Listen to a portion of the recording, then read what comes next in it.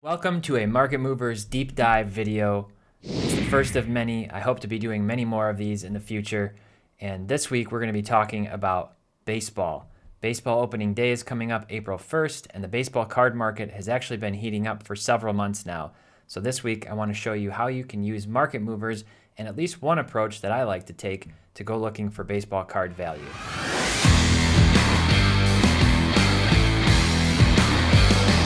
The baseball season is almost here. April 1st, we're going to have opening day, and everybody's really excited. There's a lot of buzz. It's really nice to have opening day back to normal in April, in spring where it belongs, and not in the middle of the summer like last year. Spring training has already kicked off. Several players have been hot. Jeff referenced in one of the sports card investor videos, Bobby Witt Jr. hitting a massive moonshot into the outfield. People are really hyped up about all kinds of different players. And as I said, the baseball card market has been heating up for several months now. In fact, a lot earlier than in past years. It seems like everybody's trying to kind of get out in front of the hype, out in front of the other investors, kind of catching on. And so baseball card prices have been going up since December. One of the things that I really like to do when it comes to starting a season and thinking about who should I be investing in is to look at Vegas odds. And specifically, the two types of odds that I'm looking at are who are the teams that are likely to be there in the playoffs, meaning which teams are favored to win the World Series by Vegas. And then the second piece is which players are the most probable to win the MVP award or other awards. So let's go take a look first, and let's just take a look at those Vegas odds as we head into this first season. So firstly, who's favored to win the 2021 World Series? No surprises here. The Dodgers are at plus 300. I mean, those are some pretty tight odds, plus 300 when you think about how many teams are in the league. The Dodgers, they're basically saying, they've got a 1 in 3 chance to win the World Series. And I don't disagree with that. The Dodgers looked nearly unstoppable last year. They won the World Series, obviously. They finally got that monkey off their back and were able to get it done. Kershaw gets his first ring. So the Dodgers are the favorites. The Yankees, I grew up and the Yankees were the team to beat. They were the dynasty back in the Jeter years. And, when they had all that talent, Bernie Williams and Joe Torre. Can they actually make it back to the World Series? It's been a while. The Padres, you got the Fernando Tatis Jr. hype. You got the White Sox, who looked really great. They've got tons of young talent. They've got, obviously, Luis Robert, Yoan Moncada, Eloy Jimenez. So tons of talent on the White Sox. The Mets obviously making tons of off-season moves and acquisitions. And then you kind of go down the list all the way through to the Braves, Blue Jays, who picked up George Springer in a big acquisition and have lots of young talent, the Twins, and the Cardinals, the Astros, etc., etc. So these are the kind of teams, I would say that top 10 list, give or take, that I'm looking at when I'm saying, what players do I want to be buying into this season that might be part of a team that's winning? Because generally, those two things go hand in hand with value. Obviously, tons of exceptions when it comes to somebody like Mike Trout, with the Angels being terrible every year. But in general, you want to look for a winning team. The second piece is to look at who's favored to win the MVP award in MLB. And obviously, you have two MVPs. You have the American League MVP, and you have the National League MVP. So no surprise here. Mike Trout, he's obviously won multiple MVP awards. He's considered to be the best baseball player of the last decade. And down the list you go. Alex Bregman, kind of surprising to see him at number 2. Obviously, definitely a hitting talent. There's no doubt about that. Can Bregman pull in an MVP? Sure, he's got the talent to do it, and he's definitely going to be one of the guys in that Houston lineup this year, as he has been over the last few years. Aaron Judge, I have concerns about Judge just because of the health and the streakiness. I don't know if he can stay healthy. I wouldn't be betting on Judge to win the MVP. And I don't know that I'm betting on Judge in terms of card value this season, although there are a lot of ways to play the streaks, and I'll get into that more too. Another guy, Jose Ramirez, obviously he's been doing really well for several years now. Very surprising to me to see at number 5, Luis Robert. And it's funny, as an aside, I always hear everybody kind of struggling, like, how do you pronounce this guy's name? Is it Robert? Is it Robert? I really think the closest is Robert. If you're going to say it with a strong American accent, it's Robert, because Robert would be French and Robert isn't really anything like Spanish. Robert, if you hear him talk, it's kind of funny he did an interview. So anyway, I call him Robert, Luis Robert, or Lou Bob is probably the best thing to call him. Chapman, obviously, complete player, defensive phenom. He can hit the ball, and then you kind of come down the list. So just trying to keep these names in mind, these names that we see. It really seems like the odds makers are scrambling to find a Red Sox player who might be a favorite when you have guys like Bogaerts, Rafael Devers, and then JD Martinez down the list. Not sure what happened to the Red Sox. These guys all had a ton of talent, and they haven't really been able to put it together the last few years. But anyway, you can kind of see the list for the AL. And then scrolling down, for the NL, Mookie Betts. Obviously, he's kind of the yin to, or the yang to Trout's yin. And he's catching up in prices. His cards have been going up in value. He's won multiple World Series now with 2 different teams. And so then you got Juan Soto and Fernando Tatis Jr., Cody Bellinger, obviously young and, who's been getting it done for several years now. Ronald Acuna Jr., can he have a bounce-back season this year? He was the guy, like going into the last year, of these young names, he was the guy who was getting all the attention. And then he didn't have such a great season. These other guys did in the shortened year, so really interesting to see what he can do. Nolan Arenado, obviously, over with the St. Louis Cardinals. And I love Nolan Arenado. He's one of my favorite players in the league. I like the St. Louis Cardinals. They're one of my favorite NL teams. I don't think Arenado has a good chance of winning the MVP. His away numbers compared to playing at Coors are not particularly good throughout his career. It's going to be really interesting to see how he does this year, and hopefully it pays off for the Cardinals. One thing we know is that his glove will be there. He's definitely one of the best, if not the best, infielders in baseball. So it'll be interesting to see if he can actually hit for a good average and hit for power at Busch instead of at Coors. Lindor, obviously now with the Mets. Freeman, tough to win back-to-back MVPs. I mean, could he do it? Yeah, he could. Trout's obviously, a guy that you think could win back-to-back MVPs. Yelich, can he bounce back? And then you go down the list a little bit more. Corey Seager, really under the radar guy in my opinion, very talented. Sometimes gets lost in that star-studded lineup with the Dodgers, but he could literally be the guy for the Dodgers. Has the talent to do it. Bryce Harper, obviously all the flash. He's won an MVP, was the youngest MVP winner in like 40 years or something back when he won it a few years back. And then you kind of keep going down the list here. So what do we do with that? What I like to do is I like to go over to our price movements by player to start out.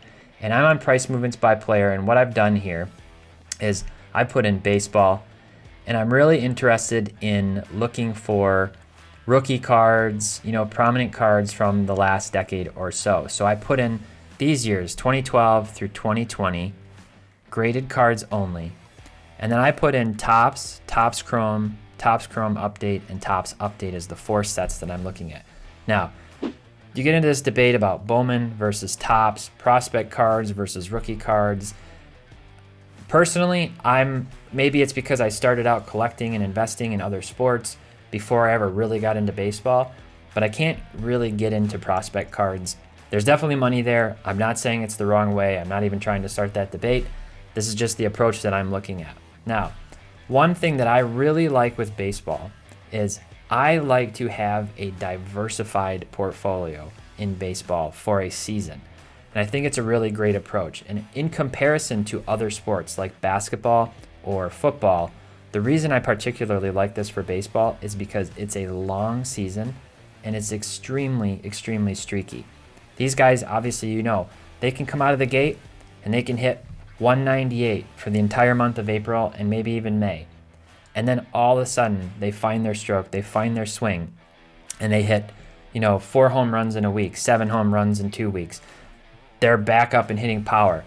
What generally doesn't happen a lot when those guys come out cold, let's say they come out batting 200, batting sub Mendoza, their prices don't like rapidly plummet. They're not going all the way down. They're usually not even falling 50% unless they had a ton of hype going into the season.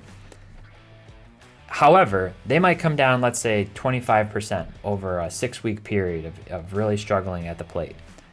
And then they have that 7 home run in 2-week outburst. And their cards will go up significantly. Sometimes they'll double. So they might go down to the 75% of the original 100% that they were at. and then they shoot up to 150 or 200% of the original price. That's the reactive nature of the market. And so you can time these streaks in baseball and really take advantage of it. And you can use it as an opportunity to get in with a bunch of different players because it's a big league, it's a wide open league, and take advantage of those streaky moments throughout the season. And then kind of modify your approach in your portfolio as it heads toward playoffs, or to get that really cool card for your PC or whatever your investment or hobby goals are. That's how I like to approach baseball. It worked out really well for me last year. It's an approach I'm taking again this year. And so that's one tactic. Not saying it's the only tactic, not saying it's even the best tactic, but that's the one that I like to use, that I've proven out, and that's what I'll be looking at today. So what I've done here, again, I've kind of filtered these results down by baseball, by year, graded cards. Just that's what I like to look at because the volatility on raw can be a lot more. And then these particular 4 sets. And I went to the last 180 days. And what does the last 180 days get us to? That puts us into last September, basically during playoff time, right? And so it's really, really striking here. Only 1, 2, 3, 4, 5, 6 players are down in price over the last 180 days. Of all the baseball players that we have in Market Movers, only 6 players from these years are down in the last 180 days. And it's really interesting to me, Shane Bieber is the one who's down significantly. Shane Bieber, obviously, who won the Cy Young Award in the AL last year, had like a 1.75 ERA. Totally dominant, unhittable throughout the season. And then if you remember, he had that one game, the one playoff game against the Yankees, where he gave up 7 runs, I think in like 2 innings, got absolutely beat up. Horrible feeling for Indians fans. They had a lot of hope going into the playoffs. And so let's just take a look at this card. You just expand this little row. This is his Topps Update PSA 10. And I'm going to open this up. And you can see Bieber's card. Look how high this card was back then. All the way up to around $160. And then he gets beat up by the Yankees. I think it was sometime right in this range, maybe September 27th. And this card's just been on a free fall since then. Bieber's a young guy. I mean, look, his 2018 rookie, he wins the Cy Young Award basically in his 3rd season. And his card's all the way down here at $70 now. So less than half of what it was before. I think Bieber's a great candidate for a guy to pick up. In fact, having won the Cy Young Award last year, now pitchers can be really like hit or miss, no pun intended, when it comes to investing. They're not as reliable in terms of value as hitters. But as a guy like him who's really young, who already has a Cy Young Award and who dominated last year, is his card going to come down even further? Is it going to come down significantly? Yeah, maybe. But even it's not going to go down to 0. And it has this potential. We've already established that it has $150 to $175 potential. So maybe, worst case scenario, Bieber's card comes down to $50. But maybe that's a $25 decline. What do we say that it's at right now? It's at $70, so that's a $20 decrease. It could go up to $150 or more. So when you think of opportunity cost, there's a significant opportunity to pick up Bieber cards at a value right now, and that's one thing that I'm going to do. So Shane Bieber looks like a great option for somebody to pick up, from my perspective. Let's keep going down the list. Carter Kieboom, not a guy I'm particularly interested in until he proves something. And you'll notice one of the reasons I didn't put 2021 on this list. 1, because of graded cards only. But 2, I like to invest in guys who have already shown and demonstrated that they can do something at the major league level. Okay? So some of these newer guys, like Bobby Witt Jr., like these others, they might be phenomenal. They might come out of the gate and be amazing their rookie season. That's fine. But I like to have a little bit more reliability. That's part of the reason why I don't get into the prospect game. It takes too much patience. And these guys, you never have any idea what they're actually going to do in the big leagues until they're there, staring down a pitcher or a batter over the plate. So Kieboom, he hasn't been particularly good in the spring training. Gavin Lux, I'm not sold on Lux yet. Again, he hasn't shown me enough. Kyle Lewis obviously had a great season last year. He's somebody you could look at. Luke Voit, he kind of came out of nowhere last year, right? He kind of came out of nowhere. The Cardinals must be kicking themselves between getting rid of Luke Voit and getting rid of Randy Arozarena. Talk about two guys that they could have used in their lineup. But Luke Voit, he had a phenomenal year last year. His cards are actually down slightly, but that's probably because in the last 180 days, they were at a high point when he was having that MVP caliber season last year and, up around this $150 to $130 range. Now they've come down and cooled down. So he's not necessarily a guy I'd be looking to invest in. I don't know. I want to see if it's a fluke. There's just something that in my gut, I guess you could call it, that says Voit, not a guy I'm interested in investing in. Andujar can't stay healthy, showed flashes back in 18, but he hasn't been able to play consistently, and now he's injured. So we keep going down the list. Now, Luis Robert, try to roll the tongue. I took a little bit of Spanish in school. Let's check out his 2020 Topps base card, right? Just his flagship rookie card. And let's open this up. So it's obviously down. If you look, in terms of where it was this time last year, it was 180 days ago, it was around $160. Now you look at it's down to about $134.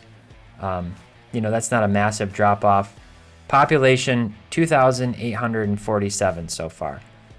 Where was this card, more than that? Let's go to the last 365 days. And it has actually really come down since last year. So this thing was up over, once the graded cards hit the market and he had all this hype, this card was actually up around, $300, $200, $300.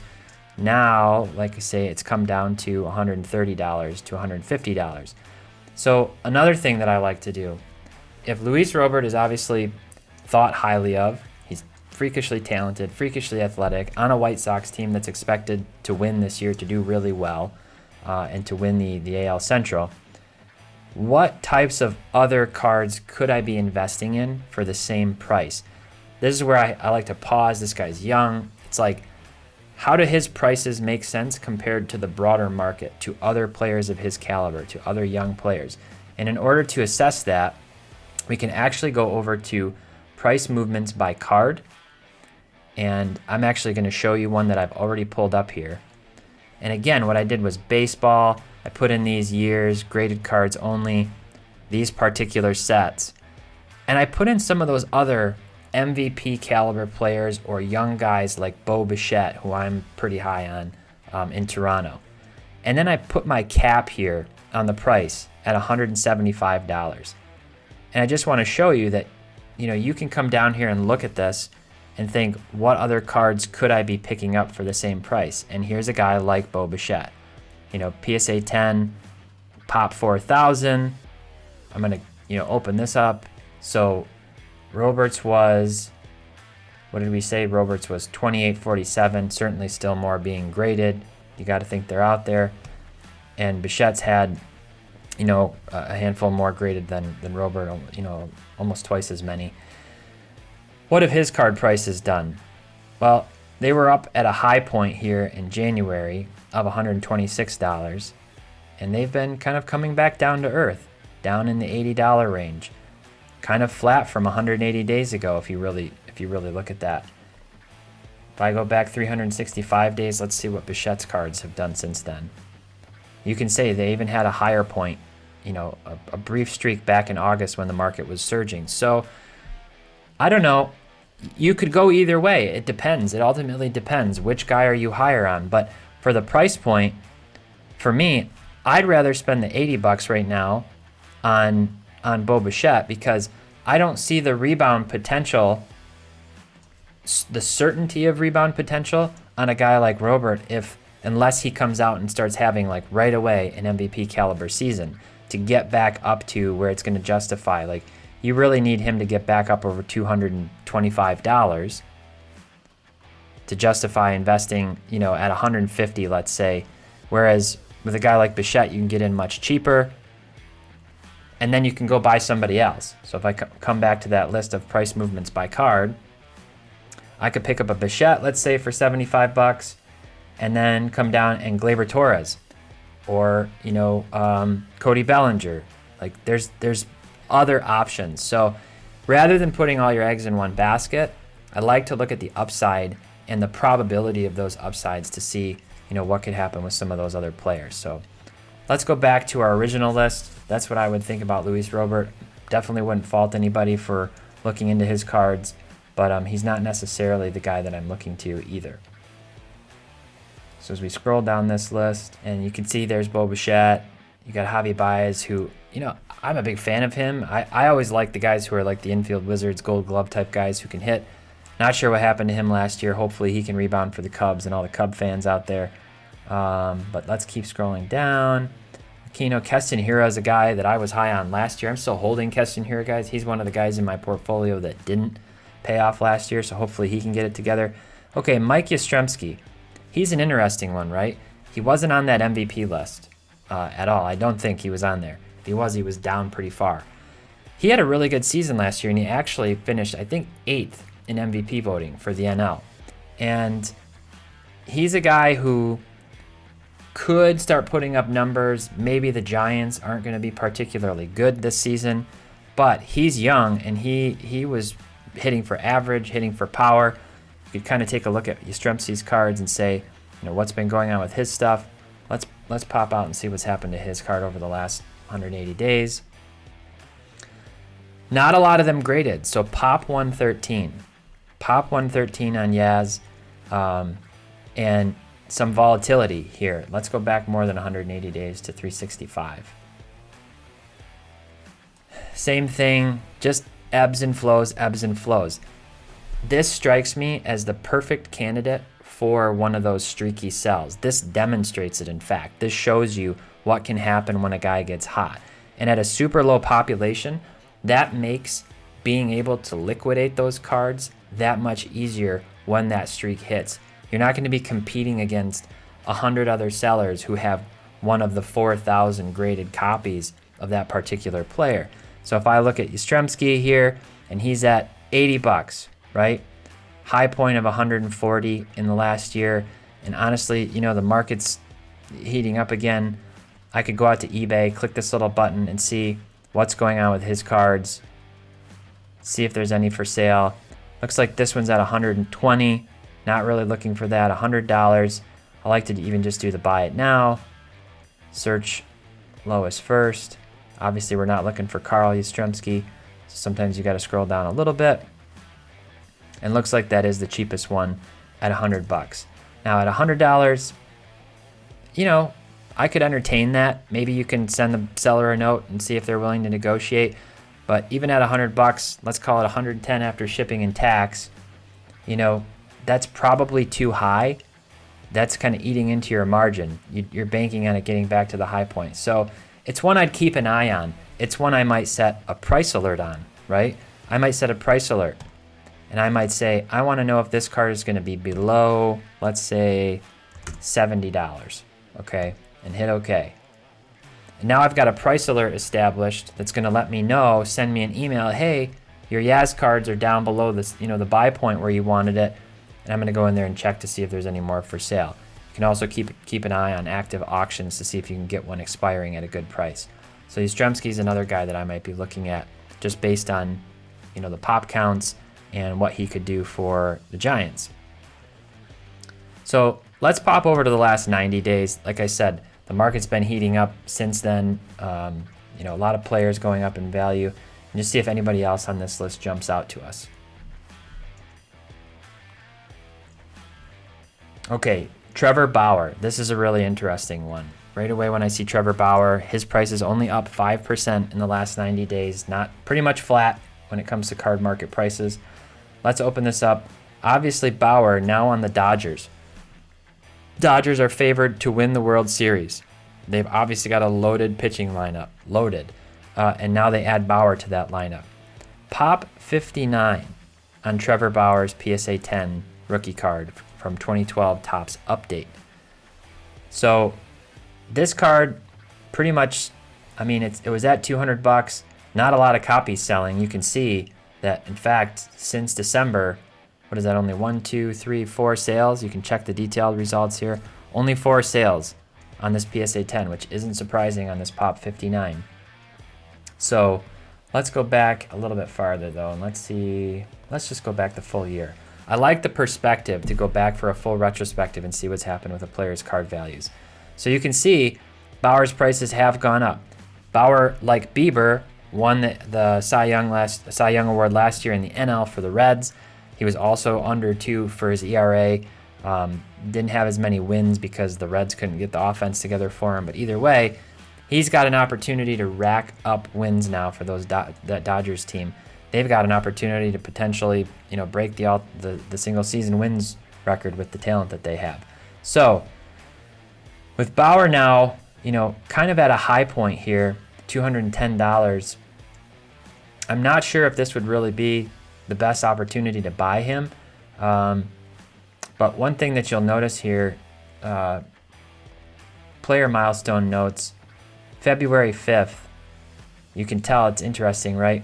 This is when he agreed to sign with the Dodgers, and you can see that the next sale, even though he won a Cy Young Award back here, you can see that his price is shot up because the confidence is already there with the Dodgers. So a guy like Bauer, again, what I'm going to do is I'm probably going to go back to my price movements by card, and I'm going to adjust my range, and let's make this like 185 to 240.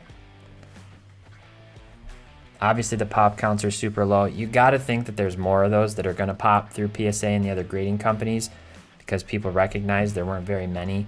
So you can kind of come down here and then make a decision. Like, who would I rather invest in? Let's go back to the last 7 days and see what's been going on here. Would I rather invest in, Glaber, Juan Soto, BGS 9.5, Corey Seager, or Trevor Bauer? Probably going to go with one of these other batters. So kind of take a look at that. You kind of have these little alarm bells go off, right? Like, oh, this guy, he has a chance to flourish, but what have his cards been doing in general? So maybe the last thing that I would do is I would come in here and I would look at like a shorter time frame, last 30, and see what's been going on, whose prices have been going down over the last 30 days. And scrolling in here, I can see like Will Smith. That's interesting. Also on the Dodgers. He had some big clutch hits for them last year. He's got his tops update in his tops update Chrome. This one's down 17% in the last 30 days. And it looks like it's kind of nosedived since then, under $30. Somebody got a deal. So we can kind of see, let's see what's happened in the last 180 with Will Smith's prices. And it looks like we have history going back to December for this particular card. So, he's been generally trending up, but he is one of the more talented catchers, like hitting catchers in the league. He's still really young. He looks like he's like 15 years old. These are the kind of cards that really appeal to me, and especially when we think about PSA grading prices having gone up. The cost to get one of these cards graded now is basically the price of what a PSA 10 is going for. So that's opportunity in my mind. That's an opportunity to look at this and say, okay, it looks like we haven't yet updated the pop count on this card, but I imagine it's relatively low. So there could be an opportunity to go out and snatch some Will Smith cards. And, the Dodgers, again, if they keep winning, it looks like most of the buy it nows are, hovering up. That can also be an indication sometimes, just what are people trying to do. You could watch this auction. It's only got a day, just under 2 days left. See if you can get this card for in the $30 range. I'm probably going to keep an eye on that and potentially pick up a Will Smith card. You never know. Again, all it takes is for him to come out and have a couple of hot weeks, be tearing it up for people's fantasy baseball teams, and this card could easily shoot up to $80, and that's an easy flip at some point during the season. It's really hard to imagine a card that's $30 going down under the price to grade that card now that PSA's pricing has gone up. So I think that's about it. I hope that this was helpful. This is interesting. This is more of a deep dive, a little more informal, just me kind of riffing on some thoughts and trying to walk you through what my process and approach might be for investing in baseball cards. If you have any questions or comments, do you agree or disagree?